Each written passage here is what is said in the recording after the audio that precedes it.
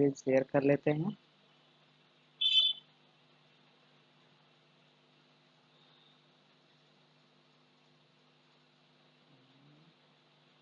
Good.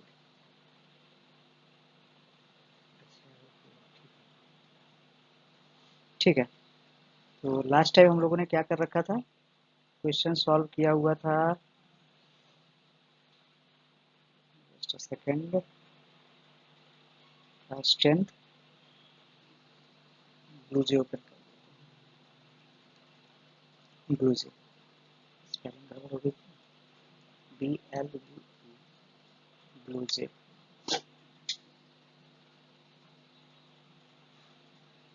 कल वाले question में कहीं कोई दिक्कत तो नहीं है अभी फिलहाल के लिए?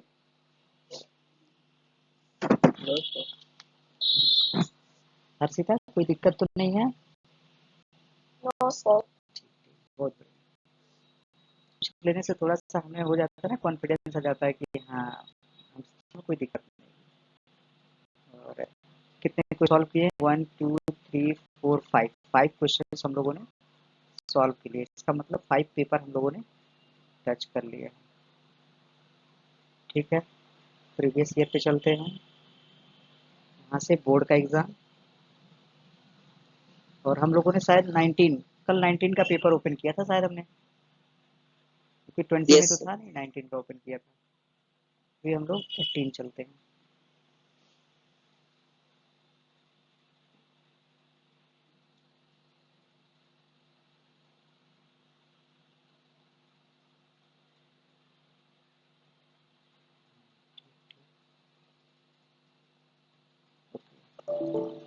क्या बोल रहा है? Okay, allow this file. क्या हो रहा है इसके साथ?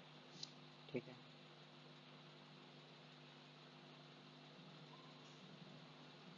हाँ ये एक क्वेश्चन। अच्छा, रेलवे टिकट वाला हमने सॉल्व किया था, क्यों? ये इधर है रेलवे टिकट वाला। रेलवे टिकट वाला क्वेश्चन हमारे पास पड़ा हुआ है ऑलरेडी। ठीक है, ये रेलवे टिकट का। हर्षिता हम इसे फिर से सॉल्व कर देंगे, कोई दिक्कत नहीं है। ठीक है, आने वाले समय में फिर से हम लोग सॉल्व करेंगे इस क्वेश्चन में, और क्वेश्चन में कोई दिक्कत नहीं है। हम लोग थोड़ा सा इसके आगे मूव करें। 2017 का पेपर।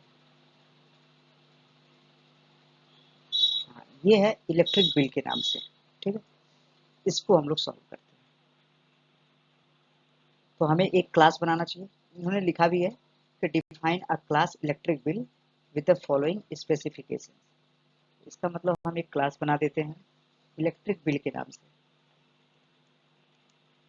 Electric bill, enter. ठीक, इसको ओपन कर लेते हैं, और इसमें से जो हमारे लिए ज़रूरत की चीज़ें नहीं हैं उन्हें हम यहाँ से रिमूव कर लेते हैं। यहाँ तक की चीज़ें रिमूव कर लेते हैं। और हमें पता है कि आगे चल करके हमें क्या करना पड़ेगा, हमें स्कैनर क्लास को इंपोर्ट करना पड़ेगा, क्योंकि यहाँ पे लिखा हुआ void accept to accept the name of the customer and number of units consume. तो यहाँ पे हम इंपोर्ट लगा लेते हैं, import java dot util dot scanner, और फिर इन कोड्स को यहाँ से हम इसको भी रिमूव कर लेते हैं। अब हमें क्वेश्चन के अकॉर्डिंग क्या करना है, हमें पहले मेंबर वेरिएबल्स, या फिर यूँ कहें कि इंस्टेंस वेरिएबल्स, या फिर डेटा मेंबर्स को डिक्लेयर करना होगा। तो ये भी लिख लेते हैं, डिक्लेयर इंस्टेंस वेरिएबल्स, या फिर डेटा मेंबर्स, डेटा मेंबर्स, या फिर इसी को क्या बोलते हैं, मेंबर वेरिएबल्स। ठीक है, कौन कौन से वेरिएबल हैं? एक है स्ट्रिंग टाइप का एन के नाम से, to store the name of the customer. तो प्राइवेट का यूज करेंगे, स्ट्रिंग डेटा टाइप करेंगे, फिर N to store the name of the customer, customer का नेम स्टोर करने के लिए। फिर int units to store the number of units consumed, कितने यूनिट कंज्यूम हुआ उसको स्टोर करने के लिए प्राइवेट इंट यूनिट्स, और एक है bill to store the amount to be paid, कितना हमें पे करना है उसको स्टोर करने के लिए private double bill. Member variables के काम हो गए। इसके बाद मेंबर मेथड्स की बारी है।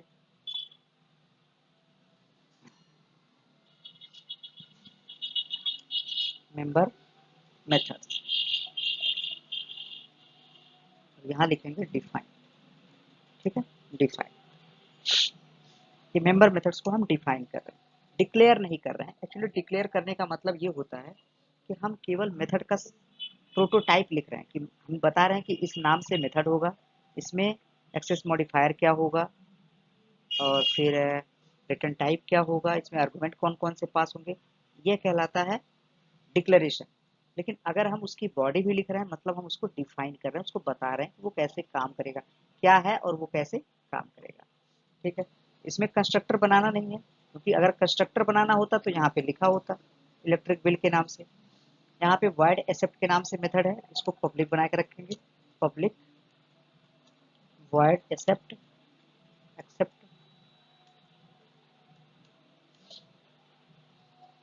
अब यहाँ हमें स्कैनर का ऑब्जेक्ट बनाना पड़ेगा, scanner S equal to new scanner, और पास करेंगे system dot in. System dot in को क्या बोलते हैं, इनपुट स्ट्रीम। क्या बोलते हैं, input stream. System dot in जो है वो क्या है, इनपुट स्ट्रीम। अच्छा, उसके बाद हमें क्या करना पड़ेगा, मैसेज देना पड़ेगा system dot out dot print enter name of customer, name of customer. Customer का नेम एंटर करना है। कहाँ स्टोर करेंगे, एन नाम के वेरिएबल में, जो एन नाम से वेरिएबल बना है। तो कैसे, S T dot next line का यूज करेंगे। उसके बाद नंबर ऑफ यूनिट्स कंज्यूम्ड, फिर मैसेज देंगे system dot out dot print inter number of units consumed, consumed, कितने नंबर ऑफ यूनिट्स कंज्यूम्ड हुआ है, इसको इनपुट देंगे। कहाँ स्टोर करेंगे, यूनिट्स नाम के वेरिएबल में। तो S C dot next int, integer type का है, इंट टाइप का है, तो नेक्स्ट इंट। उसके बाद क्या करना है, केवल ये दो चीजें इनपुट लेनी है। उसके बाद वॉइड कैलकुलेट का मेथड बनाना है, पब्लिक वॉइड कैलकुलेट। ठीक है, to calculate the bill as per the following tariff. नीचे दिया हुआ है, क्राइटेरिया दिया हुआ है कि किसके बेसिस पर हमको क्या करना है, हमें बिल अमाउंट कैलकुलेट करना है। तो लिखा हुआ है नंबर ऑफ यूनिट्स कितने हैं, फर्स्ट 100 यूनिट्स। मतलब अगर 100 यूनिट की बात किया जाए, चाहे वो 1 यूनिट कंज्यूम करे या 2 यूनिट या 3 यूनिट, कुछ भी कंज्यूम करे, लेकिन फर्स्ट 100 यूनिट्स की बात किया जा रहा है, तो उसका जो रेट है वो 2 रुपीज़ है, 2 रुपीज़ पर यूनिट। एक यूनिट का 2 रुपये लगेगा। जैसे ही उसके आगे क्या लिखा है, नेक्स्ट 200 यूनिट, मतलब 100 के बाद 200, यानी 101 से लेकर के 300 तक, नेक्स्ट 200 का मतलब यही हुआ, 300 तक 3 रुपीज पर यूनिट लगेगा। यानी 100 यूनिट का चार्ज है 2 रुपीज पर यूनिट, और 100 के बाद 300 तक का जो चार्ज है वो 3 रुपीज पर यूनिट है। और अबव 300 यूनिट, अगर 300 से अबव कंज्यूम हुआ है, तो जितना 300 से अबव होगा उसका रेट 5 का लगेगा। ठीक है, उसके बाद बोला है कि a surcharge of 2.5% charge if the number of units consumed is above 300 unit. अगर 300 से ज़्यादा यूनिट कंज्यूम करते हैं तो हमें सरचार्ज 2.5% का सरचार्ज हमें देना होगा। ठीक है, लिखते हैं। सबसे पहले कंडीशन लगा करके चेक कर लें किसके बेसिस पर हमको बिल अमाउंट कैलकुलेट करना है नंबर ऑफ यूनिट्स के बेसिस पे। नंबर ऑफ यूनिट्स कहाँ स्टोर है, यूनिट्स नाम के वेरिएबल। तो फर्स्ट 100 यूनिट्स का मतलब हो गया कि यूनिट्स की value less than or equal to 100 हो। अगर यूनिट की value less than or equal to 100 हो तो क्या होना चाहिए, जो बिल है क्या होना चाहिए, जितने नंबर ऑफ यूनिट हमने कंज्यूम किए, जितने नंबर ऑफ यूनिट हमने कंज्यूम किए हैं मल्टीप्लाइड बाई कितने के रेट से, 2 के रेट से। तो यहाँ पे लिखेंगे 2.0, ठीक है, 2.0 मन पे 2.00 लिख सकते हैं, ठीक। अगर हम डायरेक्ट 2 लिखेंगे तभी कोई दिक्कत नहीं आने वाला है, क्योंकि मल्टीप्लिकेशन है, डिवीजन के साथ प्रॉब्लम होती है, लेकिन मल्टीप्लिकेशन के साथ प्रॉब्लम नहीं होती है। ये अगर 2 होगा तभी कोई दिक्कत नहीं, लेकिन फिलहाल हमने रुपए था इसलिए 2.0 या 2.00 लिख देंगे, उसकी कोई दिक्कत नहीं है। उसके बाद अगली condition else if, else if क्या बोल रहा है, नेक्स्ट 200, कहने का मतलब अगर हमने 100 से ज़्यादा यूनिट कंज्यूम किया, मतलब 101 या 102 यूनिट कंज्यूम किया, तब कैसे काम चलेगा। तो जैसे ही यूनिट 100 प्लस होगी, 100 से ज़्यादा होगी, तो ये वाली पहली कंडीशन फॉल्स हो जाएगी। अगर ये फॉल्स होगा तो ये एल्स पार्ट एग्जीक्यूट करेगा, इसका मतलब यहाँ आएंगे, यहाँ फिर कंडीशन चेक करेंगे। तो अगर नेक्स्ट 200 की बात है, इसका मतलब ये जो यूनिट्स है ये less than or equal to 300 होगा। ये वाली बात सही है, इसमें किसी को कंफ्यूजन तो नहीं है कि हमने 300 क्यों लिखा है, हर सीधा नो सर, कंफ्यूजन तो नहीं है। नो सर, ठीक ठीक, ओके। तो अगर 300 मतलब यूनिट की वैल्यू जो है वो less than or equal to 300 है, तो हम लिखेंगे बिल इक्वल टू, तो जो फर्स्ट 100 यूनिट है, 100 यूनिट है, इसका रेट है 2.00 प्लस बाकी जो बचा, अब 100 के बाद जो यूनिट कंज्यूम हुआ, तो जो टोटल नंबर ऑफ यूनिट्स हैं उसमें से हम ये 100 माइनस कर दें, और जो आएगा उसमें उसका रेट क्या होगा, 3.00 का रेट होगा, बचा हुआ 3 के रेट से लगेगा, ठीक है, क्लियर है। इसके बाद लास्ट क्या दिया है, अबव 300 यूनिट, मतलब अगर इस यूनिट्स की वैल्यू 300 से ज़्यादा हो जाती है तो ये वाली भी कंडीशन फॉल्स हो जाएगी। अगर ये कंडीशन फॉल्स होगी तो फाइनली कहाँ जाएगा, एल्स पार्ट में जाएगा। तो यहाँ कंडीशन चेक करने की ज़रूरत नहीं है, अगर नंबर ऑफ यूनिट्स 300 से ज़्यादा होगा तो ऑटोमेटिकली ये लास्ट वाला एल्स पार्ट एग्जीक्यूट कर जाएगा। अब यहाँ हम बिल कैलकुलेट करेंगे, कैसे बिल कैलकुलेट होगा, मान लेते हैं किसी ने 305 यूनिट्स कंज्यूम किया, 305 यूनिट्स, तो जो फर्स्ट 100 यूनिट्स है ये लगेगा 2.0 के रेट से, प्लस नेक्स्ट 200, मतलब इसके आगे 200 जो यूनिट है ये लगेगा 3.0 के रेट से, प्लस अब बाकी जो बचा, अब 100 और 200 मिलकर 300 हो गया, और अगर टोटल नंबर ऑफ यूनिट्स हमने 305 कंज्यूम किया है तो 5 यूनिट बच रहा है, वो 5 यूनिट कैसे मिलेगा, total number of units minus 300, और इसका रेट क्या है 5 है, 5.00 लिख सकते हैं, 5 लिख सकते हैं, 5.0 लिख सकते हैं, 5.00, कोई मैटर नहीं करता है, ठीक है, सब सही। ओके, अच्छा, नीचे एक कंडीशन दिया था कि a surcharge of 2.5% charge, 2.5% charge लग रहा है, एक्स्ट्रा चार्ज लग रहा है, ठीक है, if the number of units consumed is above 300, इसका मतलब अगर ये एल्स पार्ट एग्जीक्यूट किया, इसका मतलब इन्होंने 300 प्लस यूनिट कंज्यूम किया है, तो इसमें सरचार्ज भी ऐड करेंगे, तो बिल के अंदर बिल का सरचार्ज ऐड करके वापस से बिल के अंदर स्टोर कर देंगे, क्योंकि एक्स्ट्रा कोई वेरिएबल तो है नहीं, तो इसी के अंदर रखेंगे, तो हो जाएगा बिल इक्वल टू, फिर से बिल को कैलकुलेट करेंगे, तो जो बिल की पुरानी वैल्यू है इसमें हमको प्लस करना है, कितना प्लस करना है, इसी बिल का, इसी बिल का 2.5%, 2.5% मतलब बाई 100, क्लियर है, ये कोड क्लियर है सबको, डाउट तो नहीं, डाउट तो नहीं है, हर्षिता सही है, डाउट है, Yes, sir. ठीक ठीक, ओके। तो हम लोगों ने कैलकुलेट का मेथड कंप्लीट कर लिया। अभी और कुछ तो करना नहीं है इसमें, आगे बढ़ते हैं। अगला मेथड क्या होगा? Void print, public void print, print.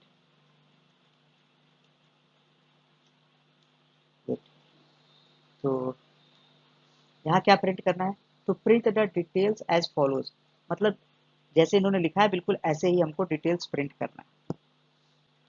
लिख लेते हैं system dot out dot println. पहला लिखा हुआ है name of the customer, name of the customer, customer. और ये कहाँ से आएगा? यन से आएगा।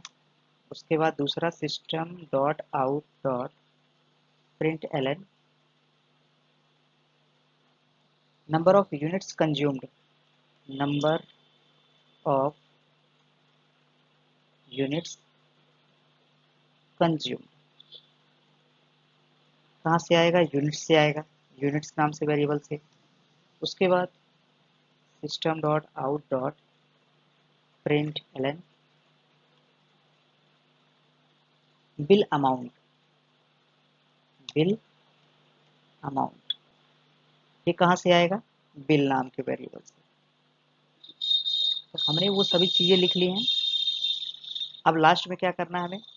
Right a main method to create an object of the class and call the above member methods.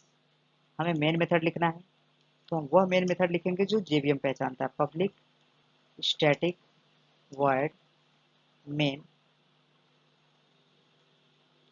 String array args। Okay, तो यहाँ क्या करेंगे? हमें इस क्लास का ऑब्जेक्ट बनाना पड़ेगा। क्लास का नेम है electric bill, electric bill, bill OBJ equals to new electric bill. ठीक है। अच्छा, इसके बाद किसको कॉल करेंगे? सबसे पहले एक्सेप्ट को, एक्सेप्ट को सबसे पहले कॉल करेंगे। उसके बाद किसे कॉल करेंगे? कैलकुलेट को, कैलकुलेट। फिर ओबीजे डॉट और फाइनली प्रिंट को कॉल करेंगे, प्रिंट। इसे कंपाइल करते हैं और इसे रन करते हैं। कंपाइल और इसे रन करते हैं मेन मेथड के थ्रू।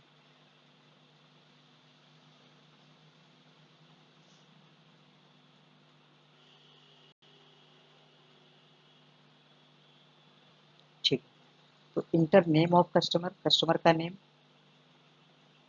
अमित कुमार, कस्टमर का नेम हो गया। कितने नंबर ऑफ यूनिट हमने कंज्यूम किए हैं? सपोज हमने 110 यूनिट कंज्यूम किए हैं। तो अब इन्होंने क्या किया? बिल अमाउंट, अच्छा स्पेलिंग यहाँ कुछ होगा, ठीक है। बिल अमाउंट इन्होंने कितना दिया? 230 रुपीज। इन्होंने उसी तरह कैलकुलेट किया होगा, 100 प्लस में जा रहा है, तो 100 यूनिट का 2 के रेट से लगा होगा। 100 यूनिट का 2 के रेट से तो 200 होगा, और फिर बाकी का जो 10 बचा वो 3 के रेट से लगा होगा तो 30 हो गया। इस वजह से ये 230 हो गया। ठीक है, क्लियर है? Yes sir. ओके, हमने कोड में क्या मिस्टेक कर दिया यहाँ पे, ये एक्स्ट्रा हो गया। ठीक है सर, हाँ हाँ भाई। सर ये होल नंबर में दिया है ना यूनिट्स, मतलब 100 200। हाँ अगर हाँ कोई मान लीजिए फ्लोट या डबल वैल्यू में भी तो हो सकता है हाँ इलेक्ट्रिक बिल तो। हाँ, ये बात तो सही है कि हो सकता हो कि वो, लेकिन ये नंबर ऑफ यूनिट्स है, कितने यूनिट कंज्यूम हुआ। तो यूनिट जो है वो हमें लगता है 1 2 3 4 इस टाइप से ही कैलकुलेट होता है कि 1 यूनिट कंज्यूम यस हुआ या 2 यूनिट कंज्यूम हुआ या 3 यूनिट कंज्यूम हुआ। और इन्होंने जैसा दिया हुआ है, इन्होंने अगर इसको इंटीजर लिया हुआ है तो हम इसी इन्हीं के हिसाब से चलेंगे जैसा कि क्वेश्चन में इन्होंने मेंशन किया है। सर बट अगर एग्जाम में मेंशन ना हो। मेंशन ना हो तो हम डबल का यूज कर सकते हैं। डबल बढ़िया है, डबल कोई दिक्कत नहीं है, क्योंकि अगर वो मतलब अगर इंटीजर पार्ट होगा तभी कोई दिक्कत नहीं है, और फ्रैक्शनल होगा तभी कोई दिक्कत नहीं है, तो हम डबल का यूज कर लेंगे। हम ये एज्यूम करके चल सकते हैं कि हो सकता हो कि ये फ्रैक्शन, मान लेते हैं नंबर ऑफ यूनिट की बात किया है, लेकिन हो सकता हो कि किसी ने 2.5 यूनिट कंज्यूम कर लिया हो, ये भी तो हो सकता है, ऐसा यस पॉसिबिलिटी है। मान लेते हैं यूनिट कैसे कैलकुलेट होता है, कितना हम ये कितना दिन चलाए हैं, मतलब मल्टीप्लिकेशन करके डिवीजन करना होता है, ये इसका फार्मूला है, यस हर फार्मूला। तो जब जहाँ डिवीजन आ जाएगा वहाँ पे कोई जरूरी नहीं कि वो एग्जैक्ट इंटीजर ही आए, फ्रैक्शन हो सकता है डिवीजन के केस। डिवीजन होता है 1000 से डिवीजन भी होता है शायद, कोई नहीं, ठीक, ये क्लियर है, इसमें कुछ करना नहीं है।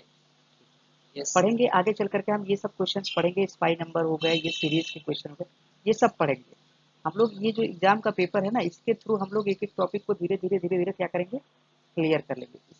ये बहुत बढ़िया दिया है, क्योंकि हमने 2 साल से पढ़ाए हैं, तो हमने देखा है कि ये बहुत बढ़िया है। अगर हम चाहें तो इसके बेसिस पर धीरे धीरे सब कुछ पढ़ सकते हैं, पूरा का पूरा सिलेबस पढ़ सकते हैं, कहीं कोई दिक्कत ही नहीं आएगी। और बाकी जो कुछ बचेगा वो बुक से पढ़ लेंगे, बुक के क्वेश्चन होंगे उसको सॉल्व कर लेंगे, ठीक है। अगला पेपर 16 का,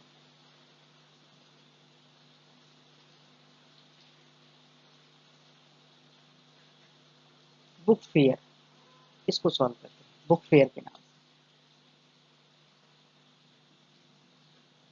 इसमें क्या करना है, define a class named book fare, book fair के नाम से एक क्लास बनाना है, हो जाएगा बुक फेयर। बुक फेयर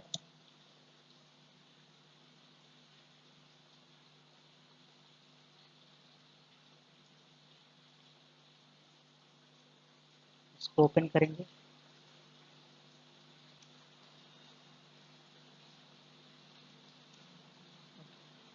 हमें यहाँ पे इंपोर्ट करने की जरूरत पड़ेगी, ये हम लोग पहले से जानते हैं। यहाँ पे इनपुट का मेथड है, इनपुट तो करना ही करना है, तो इंपोर्ट करा लेते हैं। Import java dot util dot scanner, ये हो गया। इसके बाद हमें क्या करना पड़ेगा, डेटा मेंबर्स को रखना पड़ेगा, डेटा मेंबर्स, या फिर इसी को इंस्टेंस वेरिएबल्स भी बोलते हैं। कौन कौन से हैं, 2 मेंबर्स हैं, एक तो बी नेम, बुक का नेम, और दूसरा उसकी प्राइस है। Private string capital B N A M, B name, और फिर private double price, P R I C E, price, P R I C E, price, ये हो गया। उसके बाद member methods, member methods, member methods में क्या है, सबसे पहले इन्होंने बुक फेयर लिखा है, इसका मतलब ये कंस्ट्रक्टर है, default constructor to initialise data member. तो डिफॉल्ट कंस्ट्रक्टर जो होता है वो डिफॉल्ट वैल्यू से ही क्या करता है, डेटा मेंबर्स को इनिशियलाइज करता है। ऑब्जेक्ट को इनिशियलाइज करना बोले या फिर डेटा मेंबर को इनिशियलाइज करना बोले, दोनों एक ही है, क्योंकि ऑब्जेक्ट को इनिशियलाइज करने का मतलब ही यही होता है कि ऑब्जेक्ट के वेरिएबल्स को इनिशियलाइज करना। तो इसको लिखते हैं, इसको पब्लिक बना देते हैं, पब्लिक बुक फेयर, और ये नॉन पैरामीटराइज्ड है, इसको हम क्या कह सकते हैं, इसको डिफॉल्ट के साथ साथ हम बोल सकते हैं नॉन पैरामीटराइज्ड कंस्ट्रक्टर।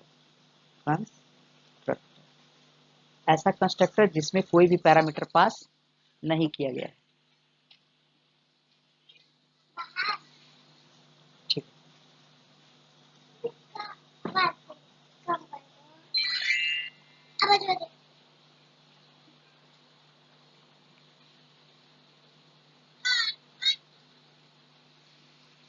ठीक है। तो हमें क्या करना है, जो बी नेम है, बी नेम, इसको हम देंगे इम्पटी स्ट्रिंग। फिलहाल स्ट्रिंग जो होता है उसकी डिफॉल्ट वैल्यू नल होती है, ठीक है। स्ट्रिंग की जो डिफॉल्ट वैल्यू होती है वो क्या होती है, नल होती है, लेकिन हम नल ना दे करके हम क्या देंगे, इसको इम्पटी स्ट्रिंग देंगे, ठीक है। और प्राइस जो है, प्राइस डबल टाइप का है तो इसको हम 0.0 दे देंगे। ठीक, सर कैरेक्टर का क्या? कैरेक्टर का होता है /0 होता है, /0। सर कई बार सिंगल को छोड़ देता है, कभी कभार \U410 ऐसे लिखा रहता है। हाँ वो भी होता है। सर तो अगर ऐसा कुछ हुआ तो दोनों में से कौन सा हम लोग ज्यादा prefer करेंगे? जैसे नहीं, जैसे एक जो है एक यूनिकोड है जिसमें यू लिखा है, /U लिखा है, वह यूनिकोड है। Yes, sir.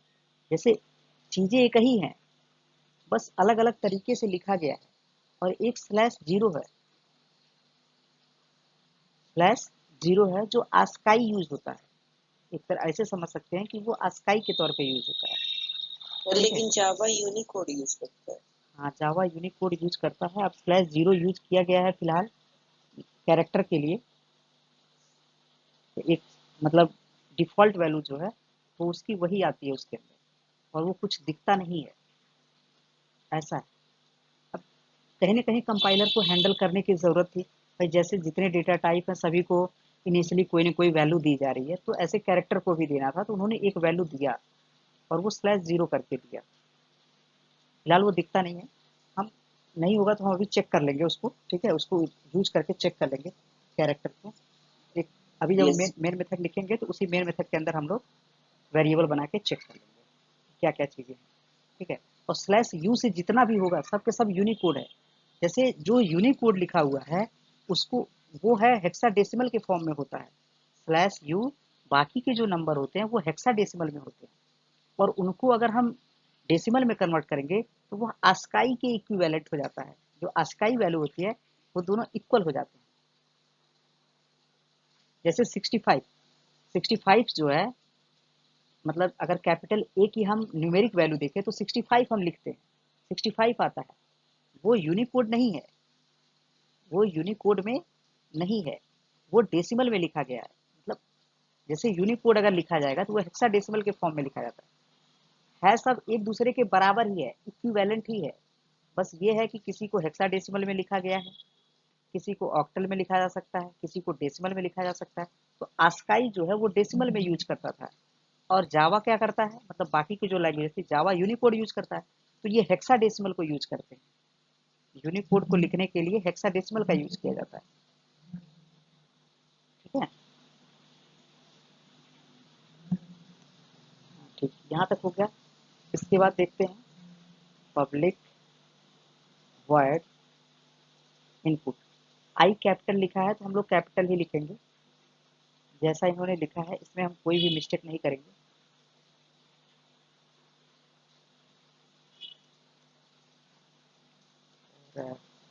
To input and store the name and the price of the book. Scanner का ऑब्जेक्ट बनाएंगे, sc equals to new scanner,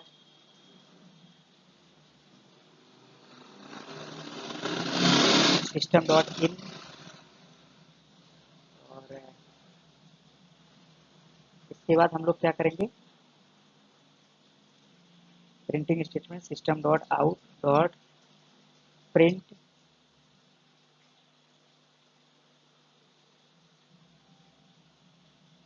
inter book name. इसको बुक लिख लेते हैं, बुक, ठीक है? कहाँ स्टोर करेंगे, बी नेम के अंदर, तो B name equals to sc dot next line, फिर system dot out dot print enter book price या प्राइस, प्राइस।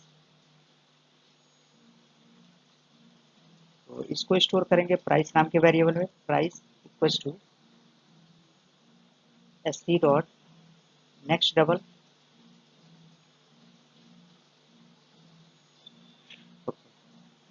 इसके बाद हमें क्या करना है, वॉइड कैलकुलेट को बनाना है।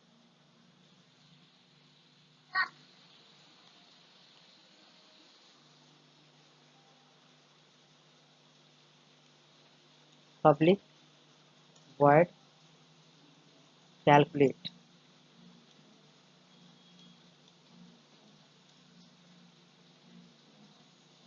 इसमें क्या करना है, to calculate the price after discount, discount के बाद हमें इसका प्राइस कैलकुलेट करना है।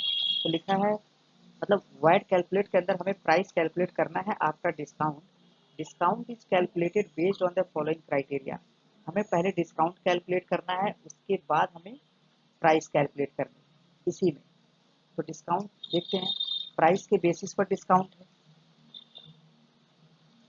To calculate the price after discount, ठीक है। तो ये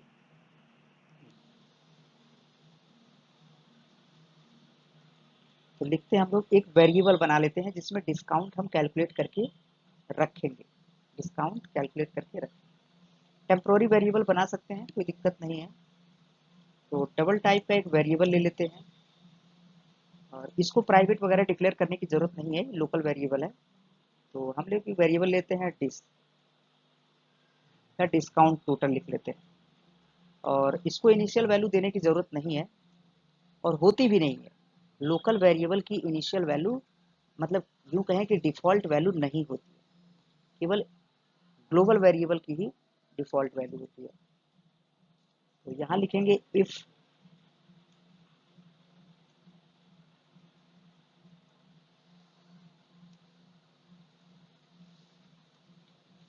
लिखा है प्राइस इज लेस देन और इक्वल टू 1000। तो जो प्राइस है, प्राइस लेस देन और इक्वल टू 1000, अगर ऐसा है तो डिस्काउंट 2% ऑफ प्राइस होगा, यानी डिस्काउंट जो होगा, डिस्काउंट कितना हो जाएगा, 2%, मतलब 2 मल्टीप्लाई बाई 100, सॉरी 2% ऐसे होगा। जो प्राइस है, price multiply by 2 division by, या इसको हम ऐसे लिख सकते हैं 0.02, ये भी सही है, ठीक है। 2% हो गया। आगे बढ़ते हैं, एल्स इफ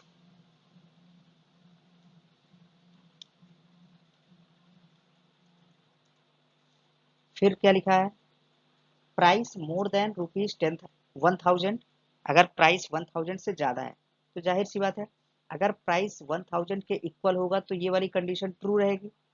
जैसे ही प्राइस 1000 से अबव होगा तो ये कंडीशन फॉल्स हो जाएगी, इसका मतलब कंट्रोल हमारा इस एल्स पे चला आएगा, यहाँ पे ऑटोमेटिक आ जाएगा। मतलब अगर 1000 से ज़्यादा हुआ तो यहाँ आ जाएगा।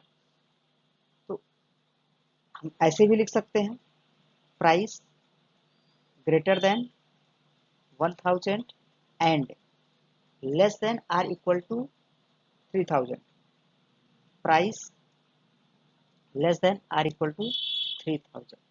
हम इसको ऐसे भी लिख सकते हैं, और अगर हम चाहें तो इसको हटा भी सकते हैं, ये वाला जो पार्ट है इसको हम हटा भी सकते हैं, इसको हम डायरेक्टली ऐसे भी लिख सकते हैं, वनली केवल price less than or equal to, ठीक है, ये भी सही है।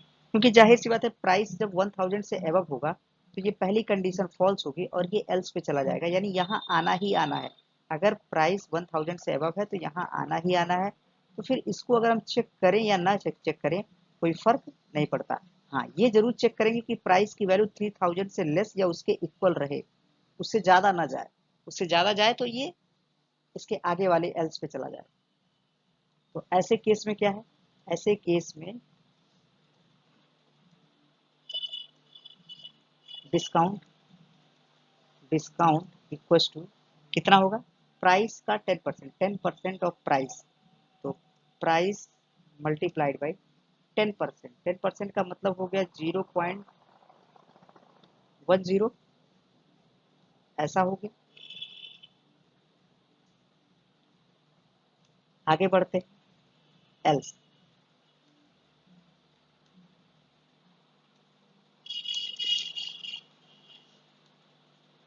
फिर लिखा है मोर देन 3000, अगर प्राइस की वैल्यू मोर देन 3000 है, इसका मतलब ये एल्स वाले पार्ट पे आएगा ही आएगा, हर हाल में आएगा, ठीक है। तो हम चाहे तो लगाएं, चाहे कंडीशन ना लगाएं, क्योंकि इसके बाद तो मतलब अपर लिमिट तो कोई है नहीं। तो हो जाएगा discount discount equals to price multiply by 15%, मतलब 0.15। 15% कैलकुलेट करेंगे तो 0.15 आएगा, मतलब 15/100, ऐसे वो 10/100 और ये 2/100। ठीक है, इसके बाद क्या करना है, इसके बाद हमें प्राइस कैलकुलेट करना है। यहाँ पे क्या बोला है कि to calculate the price after discount, discount के बाद price.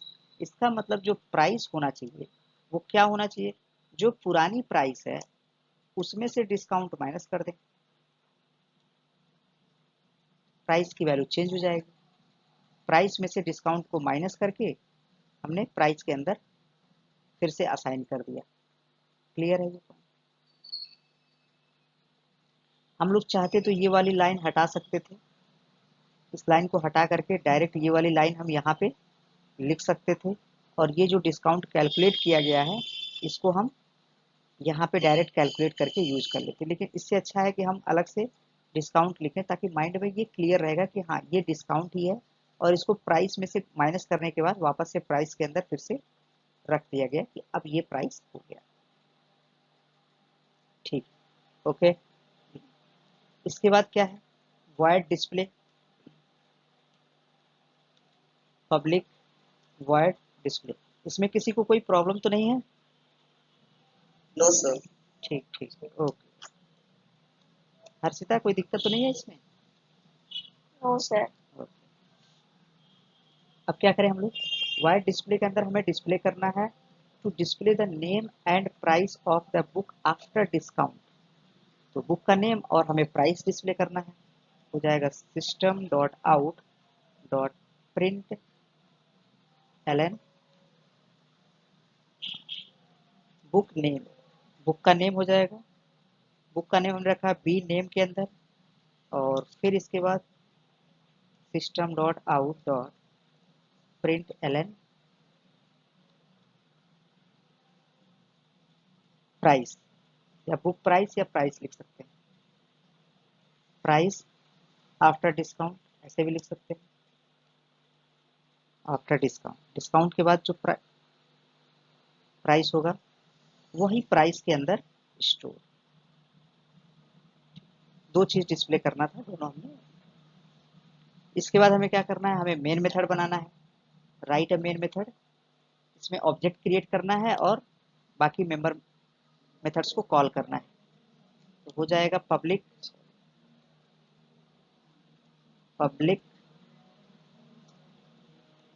Static void main string array args।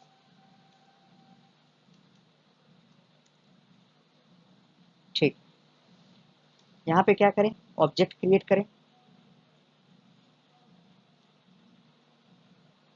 Class का नेम क्या है, बुक फेयर।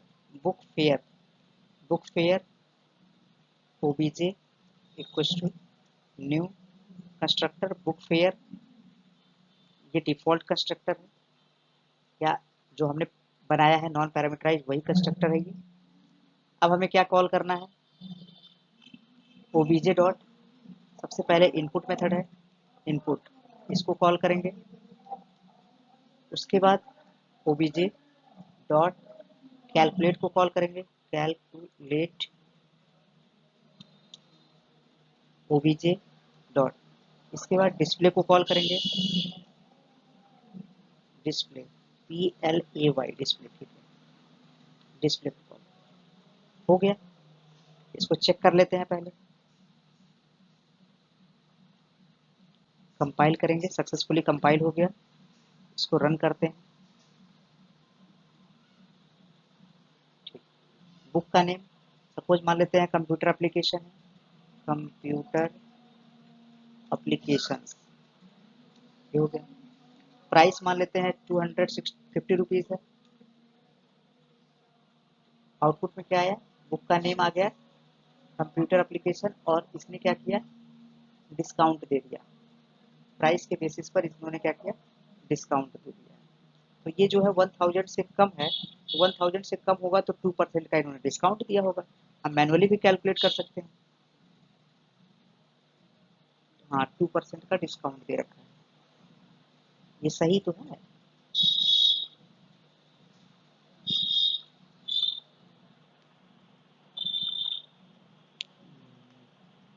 चेक कर लें क्या, मुझे पता नहीं, डाउट हो रहा है क्या कैलकुलेशन।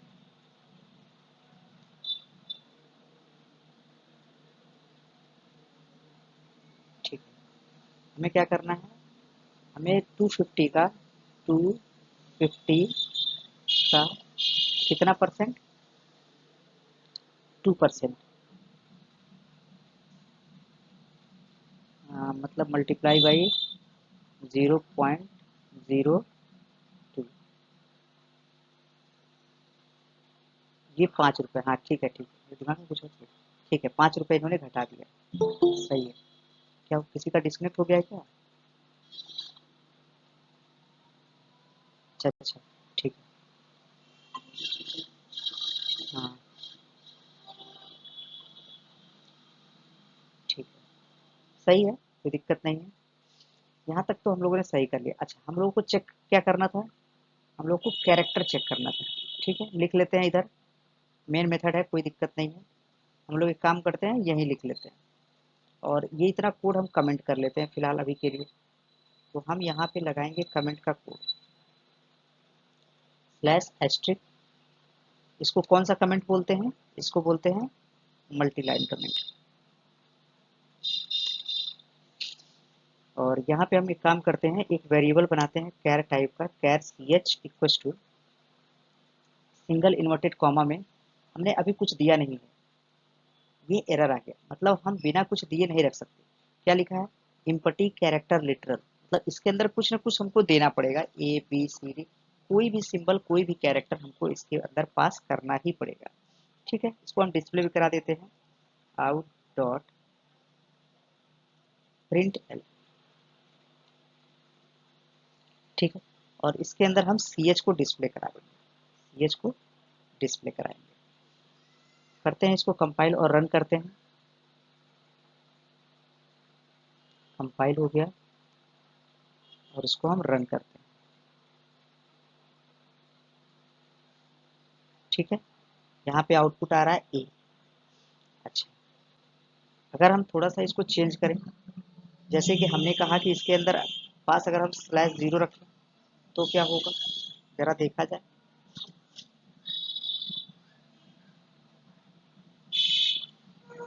स्लैश जीरो रखें,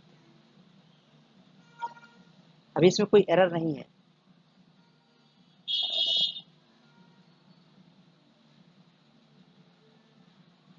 इसको कंपाइल किए, सक्सेसफुली कंपाइल हो गया, इसको रन करते हैं, इसको हटा देते हैं, इसको रन करेंगे।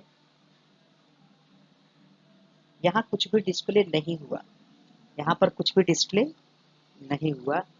जैसे ये स्पेस नहीं होता, स्पेस दिखाई नहीं देता, ये उसी तरह है, मतलब ये दिखाई नहीं देगा लेकिन इसका अस्तित्व है, ये है कि ये एग्जिस्ट करता है। ठीक है, अच्छा, जरा इसी को चेंज किया जाए जरा,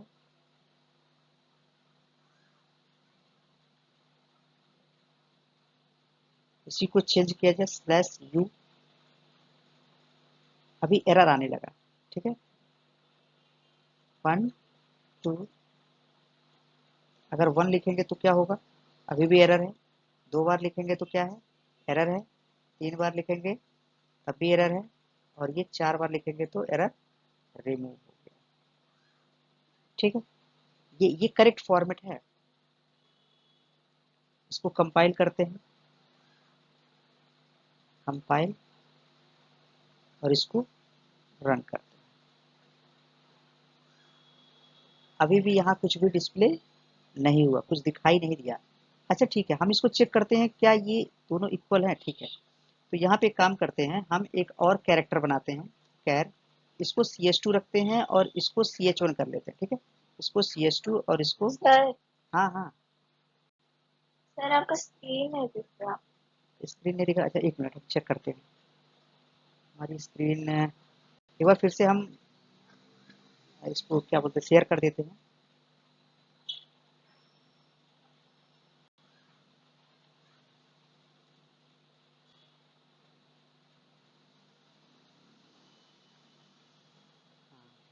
अभी क्या सिचुएशन है,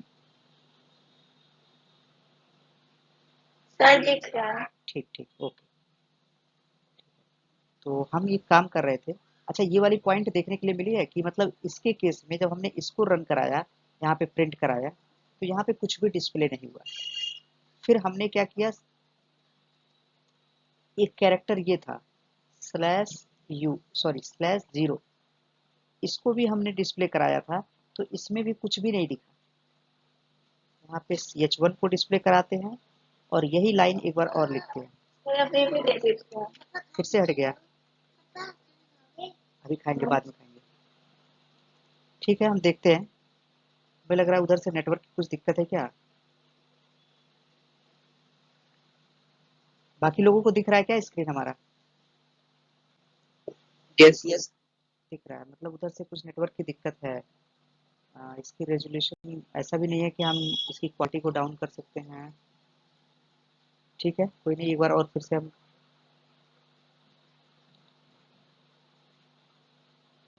कुछ ऐसा है कि ये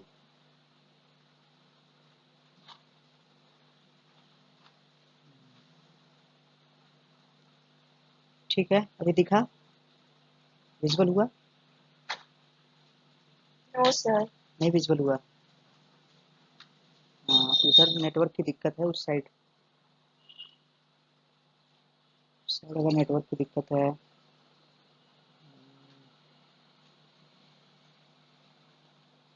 मोबाइल में कुछ ऐसा है जो क्लीनर टाइप का है कुछ, इसमें मोबाइल में होता है ना एक क्लीनर टाइप का।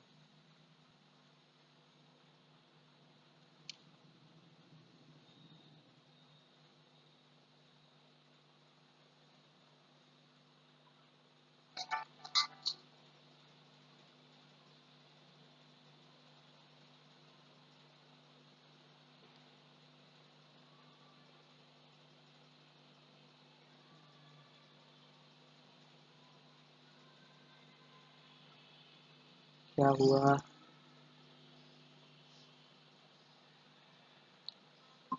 हाँ ठीक है, क्या अभी स्क्रीन आई?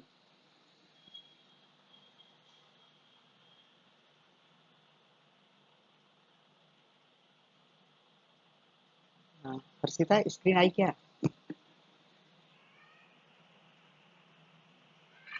मतलब मेरी आवाज़ नहीं पहुँच रही है।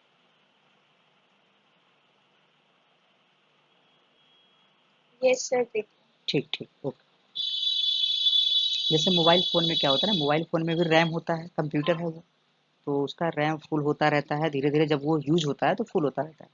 तो कुछ ऐसी भी दिक्कतें आ सकती हैं कि हो सकता हो वो प्रॉपरली रिसोर्स को यूटिलाइज नहीं कर पा रहा हो। तो मतलब हमें क्या करना चाहिए, टाइम टू टाइम उसको क्लीन करते रहना चाहिए।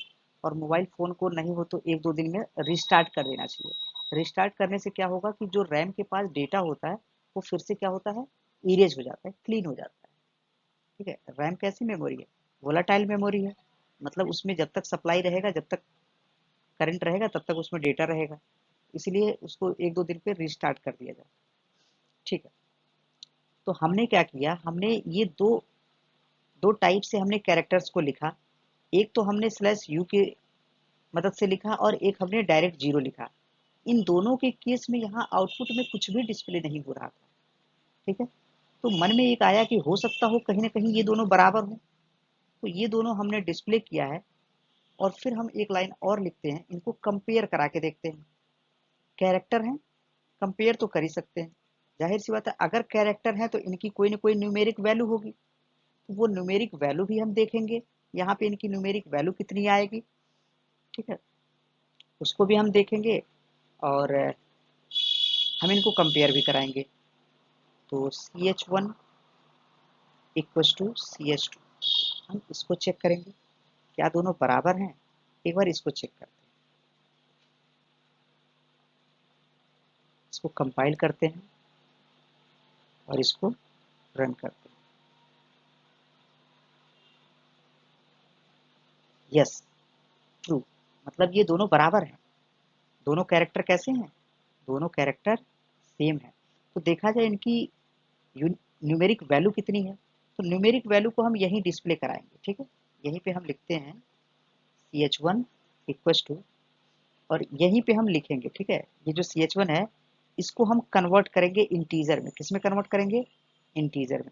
तो जावा के पास टाइप कास्टिंग होती है, तो हम इसको इंट में कन्वर्ट कर सकते हैं। ch1 को किस में कन्वर्ट कर सकते हैं? इंट में। सेम ऐसे ही यहाँ पे ch2 के साथ करेंगे। ch2 इक्वल्स टू, और कॉन्कैटनेट करेंगे क्या चीज? हम कन्वर्ट करेंगे इंट में। किसको करेंगे? ch2 को करेंगे, ठीक है। ये कहलाता है explicit type casting. Explicit type casting मतलब अपने आप कैरेक्टर इंट में कन्वर्ट नहीं होगा, हमको करना पड़ेगा, ठीक है। तो देख लेते हैं। मतलब होने के लिए तो कैरेक्टर हो जाता है, होने के लिए अगर देखें तो कैरेक्टर कन्वर्ट हो जाता है। अभी हम उसको भी दिखाते हैं कि वो ऑटोमेटिक कैसे हो जाता है।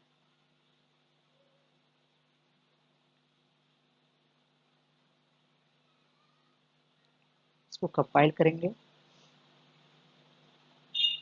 और इसको रन करेंगे। ये रहा। तो जो ch1 है, ch1 है, इसकी भी यूनिक वैल्यू कितनी है? मतलब न्यूमेरिक वैल्यू 0 है। और ch2 की भी न्यूमेरिक वैल्यू कितनी है? 0। जो सबसे पहला कैरेक्टर है वो यही है, ठीक है। और ये दोनों के दोनों इसीलिए बराबर हैं क्योंकि दोनों की न्यूमेरिक वैल्यू क्या है? सेम है। जब भी कंपेयर किया जाता है, किसी भी कैरेक्टर को कंपेयर किया जाता है, तो उस कैरेक्टर की न्यूमेरिक वैल्यू जो होती है वो कंपेयर होती है। यहाँ पे हमने क्या किया है? यहाँ पर हमने एक्सप्लिसिटली कन्वर्ट किया है, लेकिन हम इसको इम्प्लिसिटली भी कर सकते हैं। वो कैसे होता है? इम्प्लिसिट का मतलब होता है ऑटोमेटिक होना, और एक्सप्लिसिट का मतलब हमें मैनुअली करना होता है। अगर हम एक वेरिएबल बनाएं x के नाम से और इसके अंदर ch1 को पास कर दें, और एक दूसरा वेरिएबल बनाएं y के नाम से और इसके अंदर ch2 को पास कर दें, तो ऐसे सिचुएशन में क्या होगा कि जो ch2 है वो ऑटोमेटिक कन्वर्ट हो जाएगा इंट में, मतलब y के अंदर स्टोर हो जाएगा। यहाँ ऑटोमेटिक कन्वर्जन हो जाएगा, लेकिन यहाँ पे ऑटोमेटिक कन्वर्जन नहीं होगा। क्योंकि यहाँ पे क्यों ऑटोमेटिक हो रहा है? क्योंकि इसको पता है कि जो ch1 है उसको स्टोर करना है इंट टाइप के वेरिएबल में। ये कंपाइलर को पता है कि इंट टाइप के वेरिएबल में कन्वर्ट करना है, स्टोर करना है, तब ये ऑटोमेटिक इसको कन्वर्ट कर देगा। लेकिन यहाँ पे नहीं पता है। यहाँ पे तो अगर हम ch1 दे देंगे तो ये ch1 को कॉन्कैट कर देगा, ch1 को सीधे सीधे इसके साथ कॉन्कैट करके दे देगा। कंपाइल और इसको करेंगे रन। अभी इसने क्या किया? ये जो ch1 था इसके साथ डायरेक्टली इसने ch1 को कॉन्कैट कर दिया। वो दिखाई नहीं दे रहा है क्योंकि वो है ही नहीं, एग्जिस्ट ही नहीं कर रहा है। और ch2 का हमने न्यूमेरिक वैल्यू में कन्वर्ट किया तो वो दिखाई दे रहा है, ठीक है। ये कंफ्यूजन तो दूर हो गया, यस सर। ठीक है। तो इसको हम लोग सही कर लेते हैं, ठीक है। तो एक काम करते हैं, हम इतने सारे जो ये कोड्स लिख रखे हैं हमने, नहीं होगा तो हम यहीं पे छोड़ देते हैं इसको, ठीक है। हम इसको ऐसे भी लिख सकते हैं। ये जो है ये ऑटोमेटिक, अगर हम यहाँ पे x को प्रिंट करें, यहाँ पे हम x को दे दें, तो ये x मतलब न्यूमेरिक वैल्यू प्रिंट करेगा।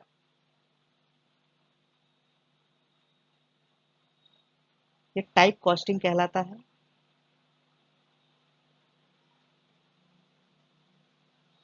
ये रहा ch1 के अंदर 0 आ गया, इसका मतलब x के अंदर क्या है? 0 है, यानी वहां पे ऑटोमेटिक टाइप कन्वर्जन हुआ है। सर हाँ हाँ। सर अगर हम किसी भी चीज को एम्प्टी अगर वैल्यू दे रहे हैं हाँ तो वो 0 कैसे, मतलब तब वो भी कुछ स्पेस लेगा या क्या? नहीं नहीं नहीं, ऐसा है कि ये जो है ये एक कैरेक्टर है, /u0000। ये जावा में एक कैरेक्टर है, एक कैरेक्टर की पहचान है, और इसको एक पहचानने के लिए कोई ना कोई न्यूमेरिक वैल्यू होना चाहिए। क्योंकि जाहिर सी बात है कोई भी कैरेक्टर है, अगर उसको हमको इस जावा के अंदर पहचान करानी है और उसको यूज करना है, तो बिना उसके न्यूमेरिक वैल्यू के हम नहीं कर सकते, क्योंकि बाइनरी में कन्वर्ट नहीं कर सकते। बात समझ आई? बाइनरी में कन्वर्ट नहीं कर सकते। तो इन्होंने क्या किया, यस जिन्होंने लैंग्वेज बनाया, इन्होंने क्या किया, ये जो /u0000 रखा, ये इन्होंने इसीलिए रखा ताकि हम कैरेक्टर को एक इनिशियल वैल्यू दे सके। कभी भी अगर जरूरत पड़े तो हम एक ऐसी वैल्यू दे जो मीनिंगलेस हो, जिसका कोई मतलब ना बने। तो इसके लिए इन्होंने ये कैरेक्टर बना रखा है और उसकी न्यूमेरिक वैल्यू इन्होंने 0 कर रखा है। ऐसे और भी कैरेक्टर्स हैं। अगर हम थोड़ा सा इसको और एक्सप्लोर करके दिखाएं, इसको दूसरे डायरेक्शन से, हम एक काम करते हैं, यहाँ पे हम system dot out dot print L ऐसे लिखते हैं और यहाँ पे हम लिखते हैं एक नंबर लिखते हैं। ठीक है, हमने लिखा 30, सॉरी, हमने लिखा जैसे 65 हमने लिखा। ठीक है, ये नंबर है, 65 क्या है, एक नंबर है। और हम एक काम करते हैं, यहीं पे हम कुछ ऐसे सिंबल यूज कर लेते हैं। यहीं पे हम एक काम करते हैं, जो 65 है इसको कन्वर्ट कर देते हैं कैर में। ठीक है, ये लास्ट वाली लाइन हम लोग ऑब्जर्व करेंगे कि ये कैसा दिखता है। सॉरी, कंपाइल और इसको रन करते हैं, इसको हम रन करते हैं। ये लास्ट वाली लाइन में क्या आ रहा है, यहाँ पे ए आ रहा है। तो इसका मतलब ये हो गया कि जो ये 65 है ये एक न्यूमेरिक वैल्यू है और इसके साथ ये ए को क्या किया गया है, एसोसिएट करके रखा गया है। मतलब जो ए है उसको एक न्यूमेरिक वैल्यू असाइन किया गया है। ठीक, ऐसे ही अगर हम थोड़ा सा और देखें, अगर हम इस 65 के जगह पर हम 32 कर दें, 32, तो क्या आना चाहिए, तो ये भी जाहिर सी बात है 32 है, तो ये किसी न किसी कैरेक्टर को रिप्रेजेंट करता होगा। इसको भी चेक कर सकते हैं।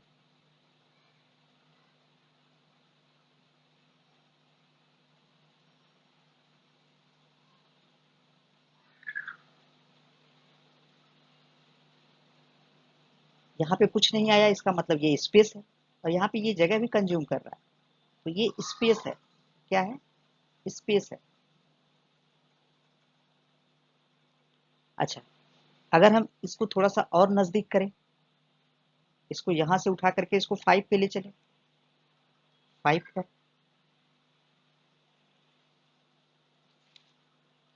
अभी इसको कैरेक्टर में कन्वर्ट करें,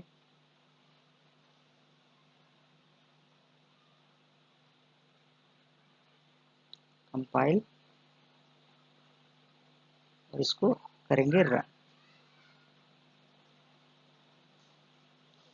अभी यहाँ लास्ट में क्या आया, कुछ नहीं दिख रहा।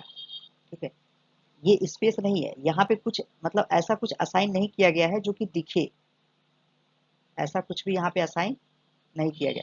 यही चीज जब उस पे रन करते हैं हम लोग, कंसोल पे रन करके दिखाते हैं सीएमडी पे, तो यहाँ पे कुछ सिंबल बन के आते हैं, वो उसका मतलब है कि वो है ही नहीं, ऐसा कुछ। लेकिन 0 पे इन्होंने क्या दिया है, इन्होंने दिया है कैरेक्टर के लिए डिफॉल्ट वैल्यू दे रखा है। अगर हम 0 दे देंगे, यहाँ पे अगर हम 0 दे देंगे, वही है, नहीं दिखेगा, लेकिन कैरेक्टर है, लेकिन ये कैरेक्टर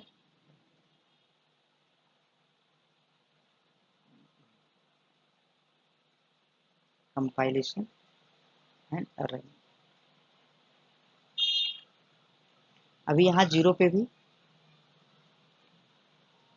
अब ये इसको अगर हम देखेंगे, इसके आगे ये सेलेक्ट नहीं होने दे रहा, नहीं दे रहा ना यहाँ पे सेलेक्ट होने के लिए। इससे पहले वो सिलेक्ट हो जाता था ऐसे सिंगल करके, क्योंकि यहाँ पे कोई ना कोई कैरेक्टर था। लेकिन अभी फिलहाल मतलब ये जो 0 है तो कैरेक्टर, लेकिन उसका कोई एग्जिस्टेंस नहीं है। वो सिर्फ इसीलिए बनाया गया है ताकि वो कैरेक्टर को एक इनिशियल वैल्यू या एक डिफॉल्ट वैल्यू प्रोवाइड कर सके, दे सके, लेकिन उसका कोई मीनिंग नहीं। यही अगर हम नेगेटिव दे दें तो क्या ये एक्सेप्ट करेगा, -1 दे दे,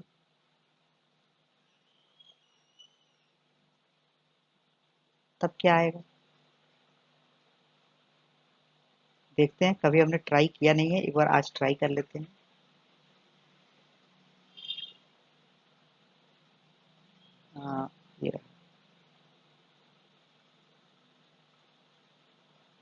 यहाँ पे भी कुछ ना कुछ है, लेकिन वो क्या है पता नहीं। ठीक है, कुछ है लेकिन क्या है पता नहीं। अच्छा, एक चीज सोचने वाली चीज है कि जो कैरेक्टर होता है उसकी साइज क्या होती है। कैरेक्टर की साइज होती है जावा में 2 बाइट। 2 बाइट होता है, 1 बाइट होता है, 2 बाइट्स 16 बिट 2 बाइट होता है। ठीक है, तो अगर ये 2 बाइट होता है, इसका मतलब ये कितने कैरेक्टर्स को रिप्रेजेंट कर सकता है?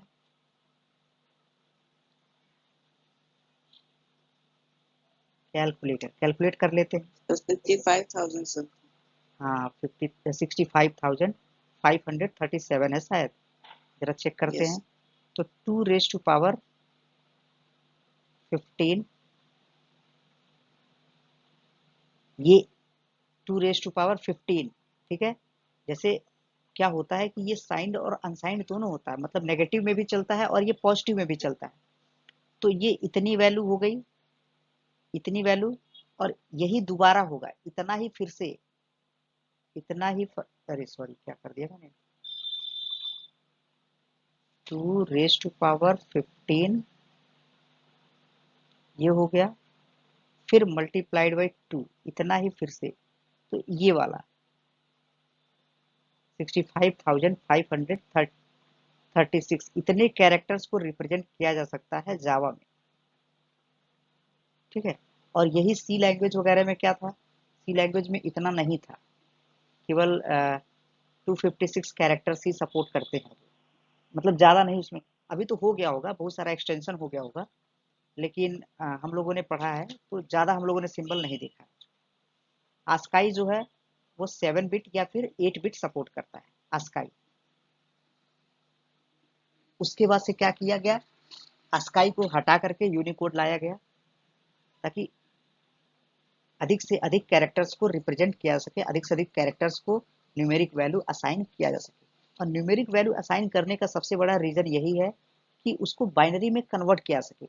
अल्फाबेट्स को हम बाइनरी में कन्वर्ट नहीं कर सकते, कैसे करेंगे, डिवीजन कर ही नहीं सकते। ठीक है, और इंटरनली उसको डिवीजन करना जरूरी है, क्योंकि अगर वो डिवीजन करके बाइनरी नंबर जनरेट नहीं करेगा तो फिर ये मशीन हमारा समझ ही नहीं पाएगा कि हमने कीबोर्ड से इनपुट क्या दिया है।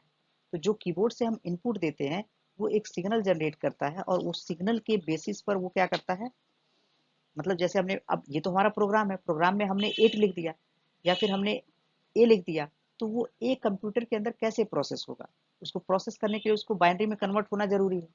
तो वो कन्वर्ट कैसे होगा, उसका प्रोसेस यही है कि वो 2 से डिवीजन होगा तभी कन्वर्ट होगा, इसीलिए न्यूमेरिक वैल्यू दिया गया है। ठीक है, तो हम लोग फिलहाल इसमें यही याद रखेंगे इतना, कि ये दोनों जो हैं ये कैरेक्टर के लिए डिफ़ॉल्ट वैल्यूज हैं, इनका कोई मीनिंग होता नहीं है। और ये चीज़ जो है एक्चुअली में जो स्ट्रिंग होता है, ठीक है, या हमने शायद स्ट्रिंग में देखा हुआ है कि, या किसी फाइल की बात करें, जब कभी किसी फाइल में, जैसे ये फाइल है, ये एक फाइल है, जब हम लोग फाइल हैंडलिंग पढ़ते हैं तो उस फाइल हैंडलिंग में जब इस फाइल को रीड किया जाता है तो वहाँ पे इसकी ज़रूरत कहीं ना कहीं पड़ती है।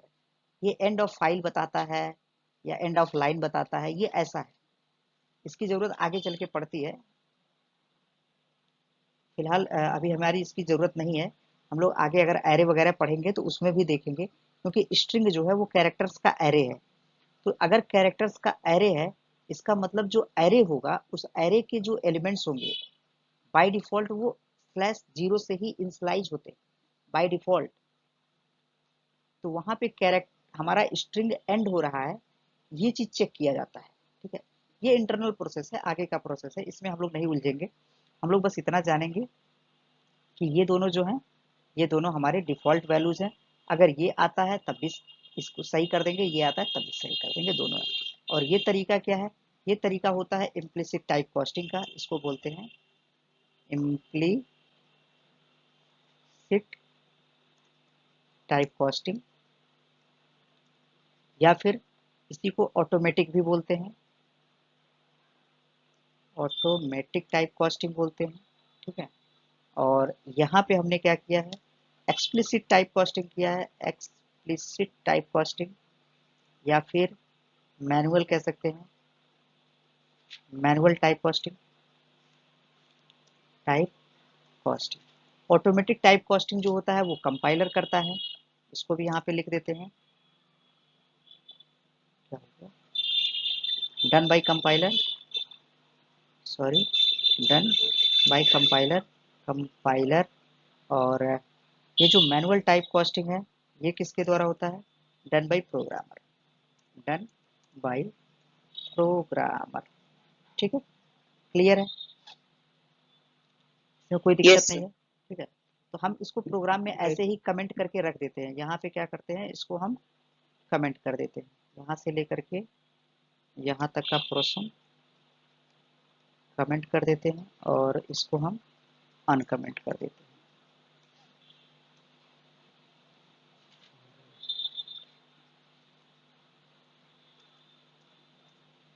ये हमारे प्रोग्राम का पार्ट है, मतलब हमारे क्वेश्चन का पार्ट है। इसको हम यहाँ से उठा करके पहले कर लेते हैं और बाकी जो चीज़ें हैं उसको हम नीचे कर देते हैं। ठीक, अभी ये सही, आगे बढ़े, एक और Yes, क्वेश्चन सॉल्व किया जाए। yes, Yes, sir. sir. Okay,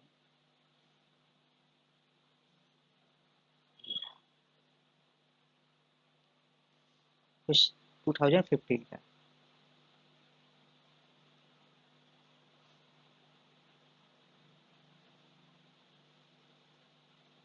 ये रहा पार्किंग लॉट का क्वेश्चन। इन्होंने बड़े अच्छे अच्छे क्वेश्चन बना रखे हैं।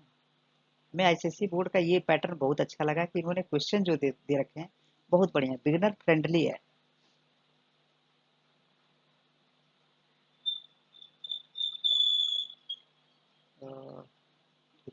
क्लास का नाम जो है वो पार्किंग लॉट है, पार्किंग लॉट।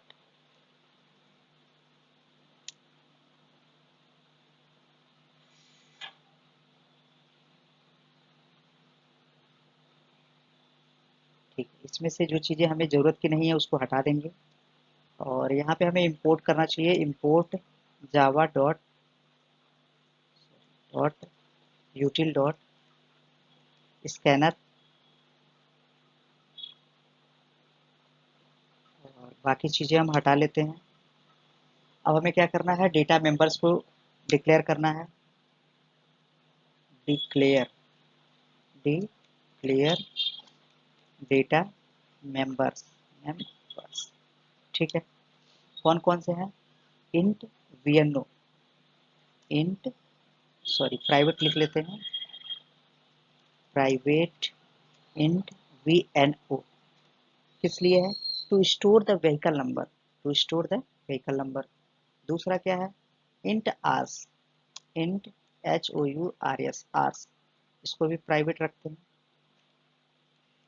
प्राइवेट। उसके बाद double bill, private double type का होगा बिल। 3 डेटा मेंबर्स है।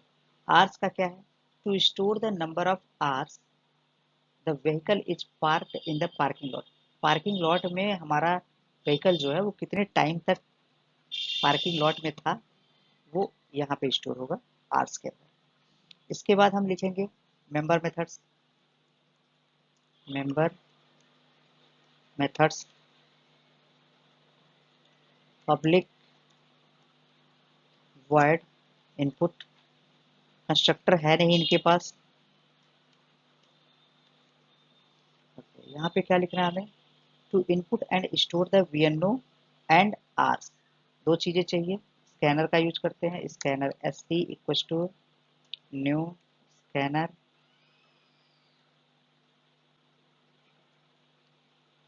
System dot in. उसके बाद system dot out dot print enter vehicle number, vehicle number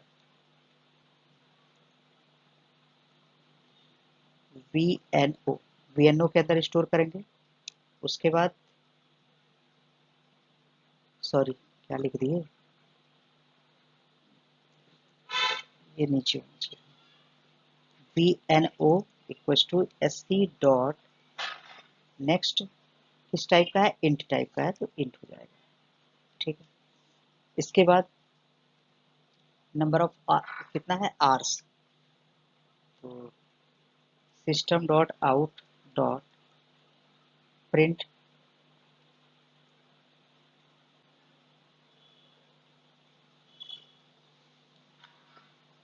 number of hours, number of hours, कितने घंटे वो पार्किंग लॉट में था। ये किस टाइप का है, ये भी इंट टाइप का लिया हुआ है इन्होंने। Hours equals to SC dot next int, दो इनपुट लेना था। इसके बाद क्या चाहिए, कैलकुलेट चाहिए, void calculate to compute the parking charge at the rate of ₹3 for the first hour. मतलब पहले घंटे के लिए हमको इस ₹3 लेना है, और पार्ट देयर ऑफ, मतलब वो 1 घंटे रहे या उससे कम रहे, आधे घंटे रहे तब भी ₹3 लेना है, ठीक है, 15 मिनट रहे तब भी ₹3 लेना है, ये इस तरीके से। And ₹1.50 for each additional hours और पार्ट आवर, और 1 आवर के बाद जितना भी वो रहेगा पार्किंग लॉट में, ₹1.5 पर आवर्स उसके चार्जेस लगते रहेंगे। तो यहाँ पे कैलकुलेट करते हैं, पब्लिक वॉइड कैलकुलेट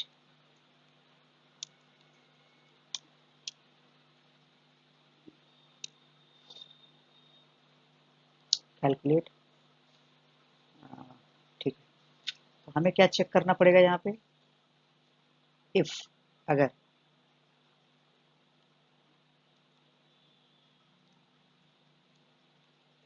आर्स जो है वो less than or equal to कितना है, 1 है, मतलब 1 से छोटा है या 1 के बराबर है, ऐसा।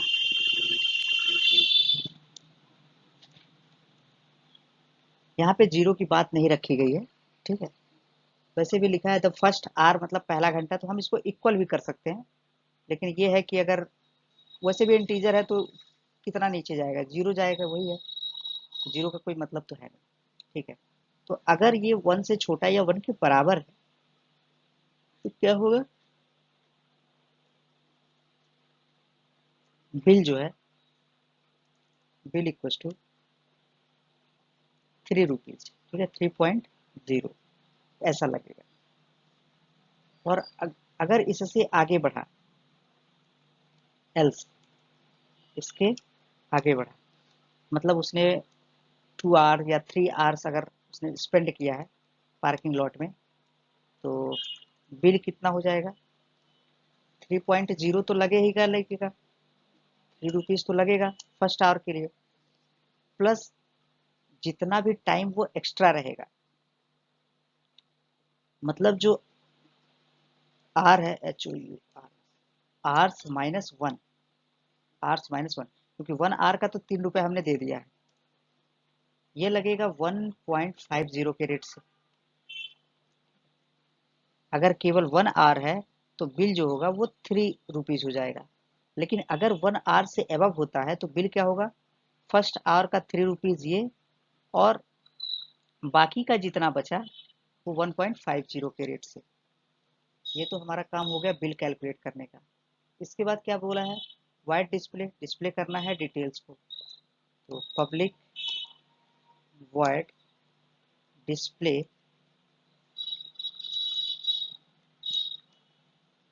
डिस्प्ले करेंगे, टू डिस्प्ले द डिटेल, क्या क्या है, एक तो VNO है, system dot out dot print L, vehicle number, vehicle number ये मिलेगा VNO से, VNO से। उसके बाद system dot out dot print L,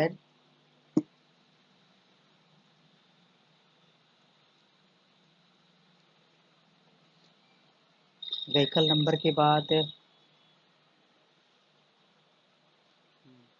number of hours, number of hours ये मिलेगा HOURS, आर्स से मिलेगा। और फिर लास्ट में bill, system dot out dot print L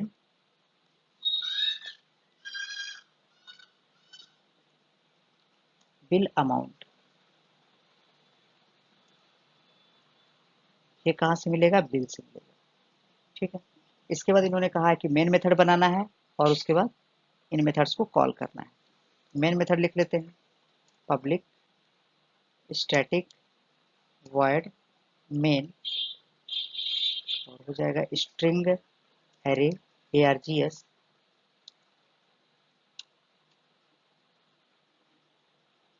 और क्लास का ऑब्जेक्ट बनाएंगे parking lot obj equals to new parking lot. उसके बाद कॉल करेंगे obj डॉट, पहला मेथड इनपुट है, इनपुट को कॉल करेंगे। दूसरा मेथड कैलकुलेट है, कैलकुलेट, और तीसरा मेथड डिस्प्ले है, डिस्प्ले। ठीक है, इसको कंपाइल और रन कर लेते हैं। कंपाइल हो गया और इसको रन कर लेते हैं। व्हीकल नंबर देना है, 234 दे दिया। नंबर ऑफ आवर्स मान लेते हैं ये 3 आवर्स तक स्पेंड किया है, तो टोटल कितने हो गए बिल अमाउंट, 6 रुपीज। दही बस ले लीजिए।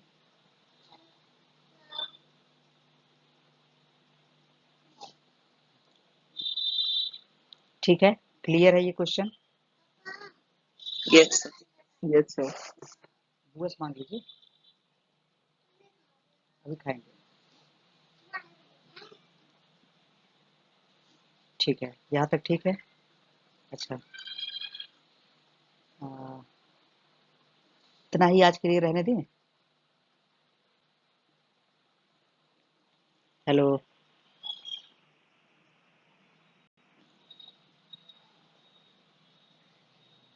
दिव्यांशु।